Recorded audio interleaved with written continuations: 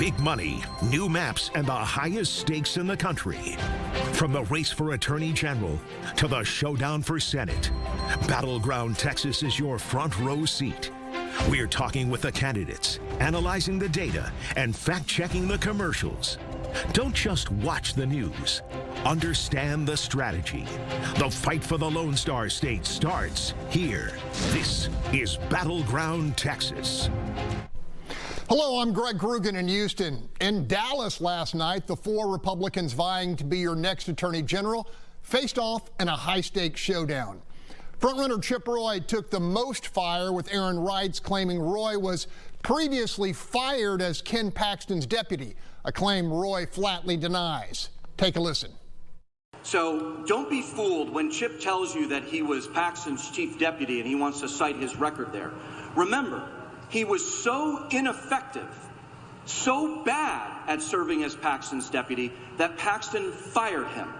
Now, that's not often covered in the media, but I hope that the media pool does their due diligence, because they will realize that even though he wants to cite that experience, it was so bad he shouldn't be running on it today. Congressman, would you like to respond? 30 seconds. Well, that's simply not true. But I know someone who both of us work for that's endorsed me, and that's Senator Ted Cruz. And he has put his full confidence in me. And Texas banned child transgender surgeries. And since I was referenced earlier, I will address this. There was a bill in Congress, and it banned it outright. It was a very strong bill. Chip Roy had an amendment that would have allowed it to continue. It would have rewarded the transgender lobby. It would have rewarded Gavin Newsom and allowed these private transgender surgeries to continue in those blue states. You know, you have to be able to say, look, it doesn't really matter who the president is or who's in power, whether it's Republicans or Democrats, because there can be overreach and bad ideas that hurt your state. My instance, it would be Texas, no matter who the administration is, right? And so to the extent that some blue state's lame brain idea is going to step on the toes of Texans, you're darn right, I'm going to fight. All right, let's bring in my colleagues Stephen Dial in Dallas and Rudy Koski in Austin. Rudy, what's piquing your political interest? Wow, that AG debate for sure, along with Chip Roy on defense, Joan Huffman there having a good backslap last night to swipe from Wrights, who essentially called her a loser. And then there was also that law school body check that Wrights gave MAGA Mays. Greg? Stephen, we expected fireworks in the final Republican face-off before the primary. Did you see any punches land hard enough to move the needle in this race? Well, we've been talking for multiple days saying that Aaron Wrights was going to have to start throwing some haymakers. The thing and the concern that I have in this is he did throw some haymakers. It's a matter of, will those comments that he said against Chip Roy, who's the front runner, will that land more than just one news cycle? Will it be something that people and journalists will talk about for days to come in early voting? That's the question. So were haymakers thrown? Sure. But will it land is the biggest topic. Now, Greg and Rudy, man, we just wrapped up a John Cornyn rally, and he did not hold back. I think I had rare air in the last 24 hours talking to Ken Paxton. Yes, he took questions from the media last night. And then John Cornyn saying that if taxpayers can't trust Ken Paxton, if his own heads turned him into the FBI, he even said if his family can't trust him, neither should you. Take a listen to my conversation with both candidates. And I'm not surprised that John Cornyn's focused on personal things as opposed to talking about what he's accomplished, because you know what? He hasn't accomplished anything. Are you concerned that Donald Trump is not endorsed in this race yet? No, I respect the president. I love Donald Trump. Donald Trump will do what's best for the country, and if he feels like it's time to come to the race, he'll come to the race. But that's really up to him. What would be your response to Democrats polling saying that they fare better against you versus John Cornyn? What would be your response to that? Legitimate polling. I've done as well or better than him. And I'm not saying it's a huge difference, but the polling I've seen, I do a point better or 2 points better. So I'm not worried about that. They can say what they want. Prove it. Ken Paxton is the chief law enforcement officer of the state of Texas. It's a job I once held for 4 years. He says he doesn't trust law enforcement. He said he sued the Department of Public Safety And not a single law enforcement organization in the state of Texas has endorsed him in his race for the United States Senate. I think there's a message there. And this is another example of the differences between me and the Attorney General, is I back the blue. But when you nominate a flawed individual with the sort of political baggage that Ken Paxton has, you are risking all that. You're risking the United States Senate seat. You're risking President Trump's agenda.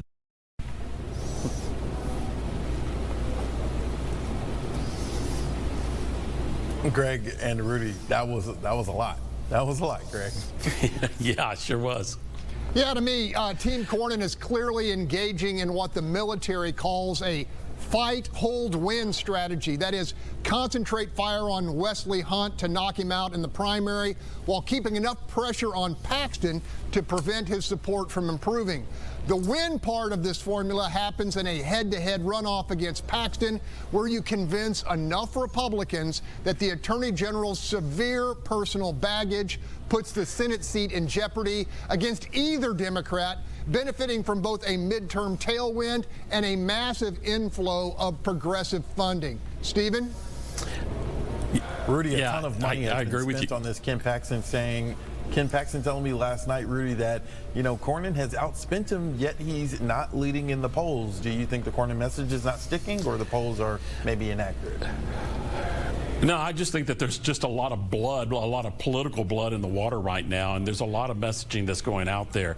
The Senate GOP primary is like a reboot in a way of the Paxton impeachment debate that we heard in the House and that show trial that took place in the Senate. And in the meanwhile, while we're talking about that race, there's also the other Senate primary race, and that one involves James Tallarico and Jasmine Crockett. Tallarico is clearly taking a harder line in his primary fight with Crockett. Expect an ad blitz from him over the next few days, along with the Republicans, especially after Tallarico announced that he raised almost $3 million after that Colbert Show controversy, non-controversy. It's going to be like driving a dirt road, guys, following a big rig with no mud flaps on, right? All right, we are now 2 days into early voting season, and we want to know whether you're getting to the polls, and if not, what's keeping you away? Scan this QR code and we'll get to your responses a little later. Battleground Texas will be right back.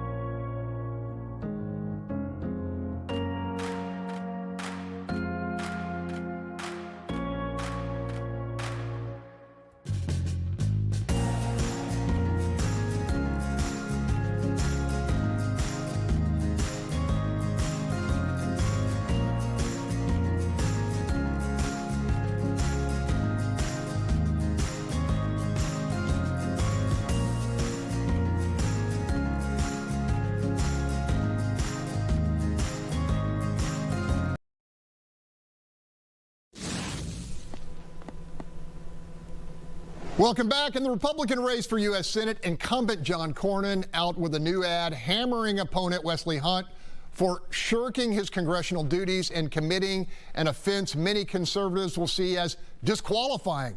That is casting a ballot for Hillary Clinton. And in the Republican battle for Texas 2, Sean Finney is taking a pot shot at incumbent Dan Crenshaw over an alleged incident involving booze and air flight. Take a listen to both. Cornyn and Trump delivered $11 billion to Texas taxpayers for Biden's open border. That's strong leadership. I'm John Cornyn, and I approve this message. Join my team and give today. Recent reports that Mr. Crenshaw was drinking on a foreign trip, crude, and then banned from congressional travel, raise serious questions about his professionalism and his ability to serve. So, is there any truth to the Finney ad attacking Congressman Crenshaw? Here's what we know. Reports late last year claimed Crenshaw received a 90-day international travel ban after toasting and a crude joke with Mexican officials. Crenshaw went on X denying any ban, calling the incident heavily overblown. The congressman claims the midday toast simply followed a routine meeting about combating the drug cartels.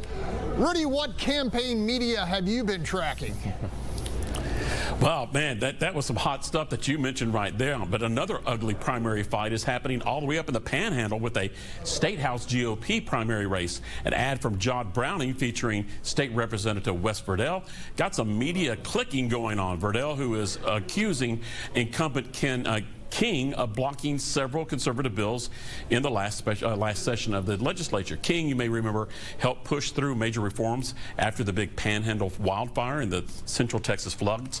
That toxic fight there and others like it, having Lieutenant Governor Dan Patrick this week calling for party unity after the primaries. You know, certainly Democrats will love to see all this happening and the GOP spending time fence mending this spring and summer than hitting their own candidates. Greg? All right, Stephen, it looks like Cornyn kind of has a 1-2 punch, concentrating his fire on Wesley Hunt while also doing positive ads about his performance. Your thoughts? Yeah, and you know, it's interesting because following that Ken Paxton interview yesterday, Paxton kept talking about that Cornyn has no record. He has not accomplished anything. And today, Cornyn went down the list of things that he believes that he accomplished while in the Senate. I also asked him and pushed him to say, hey, you would be a 5th-term U.S. Senator if you were to win again. He says that experience comes with learning and time, and he also said that he could not sit on the sidelines and let who he calls a flawed candidate be the next senator of the state of Texas. Greg? Texas is heating up, and there's plenty more to talk about on the other side of this break.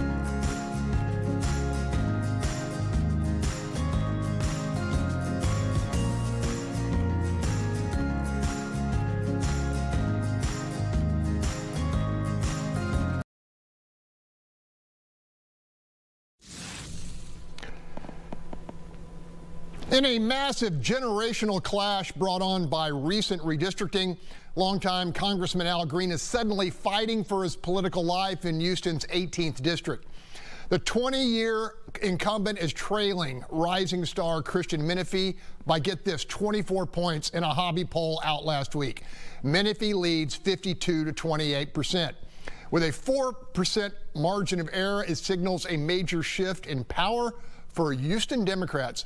Veteran political observers are cautioning everyone involved not to underestimate Al Green's capacity to mount a furious fight in the stretch run. Exhibit A, my interview with the congressman shortly before Battleground hit the air. Congressman Al Green, is very simple. The people of Texas 18 have a choice on March 3rd, already in early voting. What is that choice? The choice is going to be between me and a person who's taking money from Republicans. The crypto industry has done dastardly things in terms of how people have bought into it, not knowing what they were buying, and then they've lost large sums of money. The president's meme coin is a good example of how people were left holding the bag while he made millions and billions possibly of dollars. So I'm fighting them, and they now have decided that they're going to fuel Mr. Menifee's campaign. I don't think Democratic campaigns should be fueled with Republican money. Well, I'm trying to protect the Congress of the United States of America from being owned and operated by billionaires. I'm an unbought, unbossed, liberated Democrat. I speak truth to power, but I also speak truth about power. Mr. Menifee is now going to be helping the crypto industry. Literally, you're going to have two people in Congress, one at odds with the other, because of this $1.5 million they're fueling into his campaign. You have 11 terms in the U.S. Congress. You can bring that to the 18th. What does that mean in terms of delivering for the district? I'm on Homeland Security because they asked me to come over because of my seniority. I serve on Financial Services, which is an exclusive committee. You don't just get there by showing up in Congress. You got to be there, and you got to serve. You've got to prove yourself. I've proven myself in Congress. Now back to the age question. They're saying that I'm too old. Well, I wasn't too old to bring the federal judges. I'm not too old to bring the billions of dollars. I'm not too old to help you with your banking and your needs. I'm not too old to fight invidious discrimination known as racism. I was there when Sylvester Turner was laid to rest.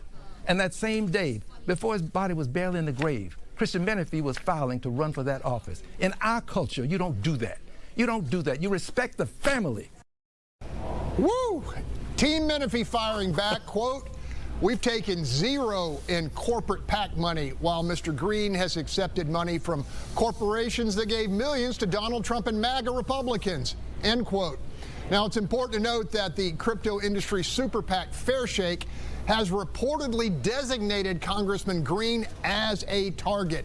Menifee's team insisting they have taken no contributions from Fairshake, which, by the way, is reporting a balance of $193 million to invest in pro-crypto political messaging. Selling out to crypto and shamelessly filing to run before his predecessor was even in the ground. Guys, punches flying in the Bayou City. Stephen, Al Green not going down without a fight. Right, and that's what you expected to see. Let me be very transparent. Congressman Green is in my fraternity. Now Congressman Menifee is in my rival fraternity. With all that said, I don't think the crypto thing is going to stick for voters. Christian Menifee has been on the ballot in recent memory for them, and that is the fresh new person that they have seen. I think, Greg, this is really just going to come down to a generational thing. This doesn't mean that Congressman Green has not served and done a lot for the Houston community, but I think this just may be his time is up, and Christian Menifee may be that new voice that people in the Houston area are looking for. All right, Rudy, a 24 reported by a reputable poll is almost always a mountain too steep to climb, but this redrawn district could be an exception. My question, are you throwing in the towel on Al Green? No. As the ghost of Harry Truman told me, there is a Thomas Dewey in every election. A candidate expecting to win big, getting beat, getting a loss. So here we have a 78-year-old guy good congressman, honest guy who's been there in Houston for a long time. You know, he's not the oldest member of Congress, but his recent actions, though, on the House floor, let's just be fair, shaking his cane in the air, you know, that doesn't look like a reform-minded liberal warrior, but an angry grandpa shouting at kids riding their bicycles by his house. Now, certainly there's some of that youth movement going on in 2026, and that's certainly helping Christian Menifee. But remember what happened in the last lap of the Daytona 500 this past Sunday. Chase Elliott got the lead, just a few yards away from his first win there. Spun out, ended up in 4th place. Elections are like NASCAR, guys. A lot of bumping, a lot of grinding. And sometimes people like Michael Jordan, old guys like him, end up holding up the winner's trophy. Go figure that one out. Okay, fellas, full-blown political warfare raging all across Battleground Texas. More to unpack with my fellows on the Fox Texas Trio when we come back.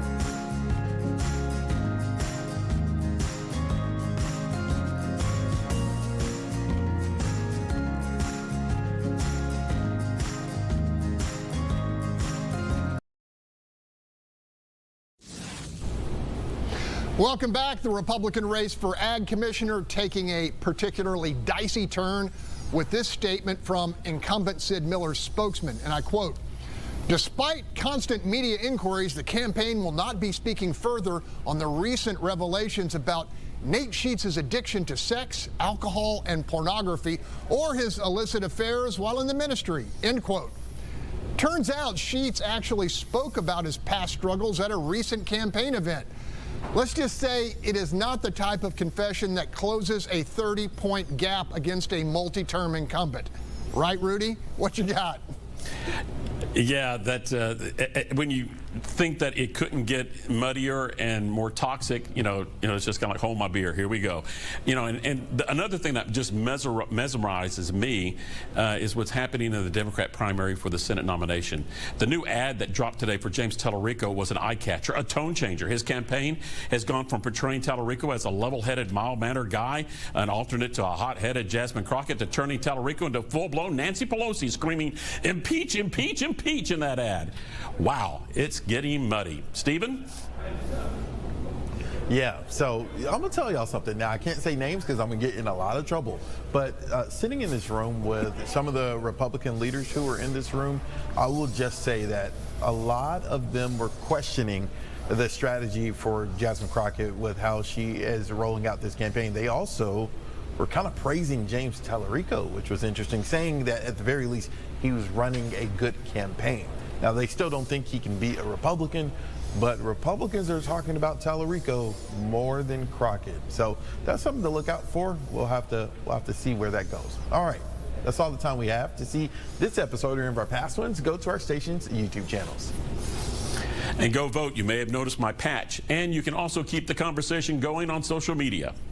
As you can clearly see, combat is intensifying on Battleground Texas, so the Fox Texas Trio will return tomorrow with more breaking developments from across the Lone Star State.